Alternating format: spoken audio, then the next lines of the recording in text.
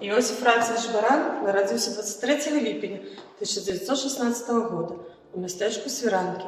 Цяпер гэта вёска Вялікія Свіранкі Астравецкага раёна. Сям'я была вялікая, аж 6 дзяцей.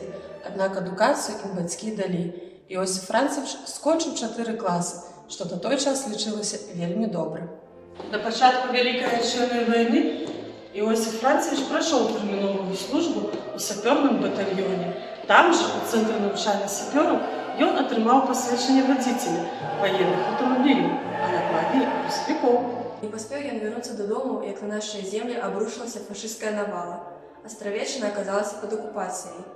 Нямецкія ўлады пачалі выдаваць мясцовым жыхарам дакументы, якія засведчвалі іх асобу Аусвайса. Быў і ў нашага сваяка такі. Сёння знаходзіцца ў музеі падольскай школы. Апроч стандартных звестак пра нараджэнне, імя, месца жыхарства ў дакуменце пазначана нацыянальнасць, апісана знешнасць і пададзены іншыя звесткі. А ў дадатак там жа змяшчалі фотаздымак і адбітак указальнага пальца. Астравеччыну вызвалілі ў ліпені 1944 года, а ў лістападзе Іосифа Францевича прызвалі на фронт.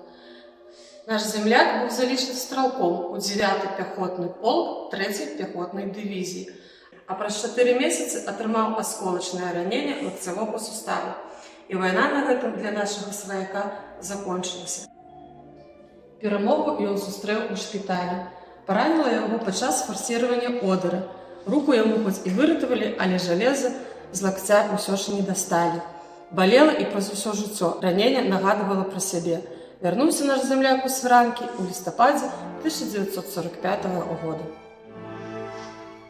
У 1948 годзе ажаніўся, меў 2 дзяцей, працаваў у Саўгасе Падольскі і лічыўся добрым работнікам і гаспадаром.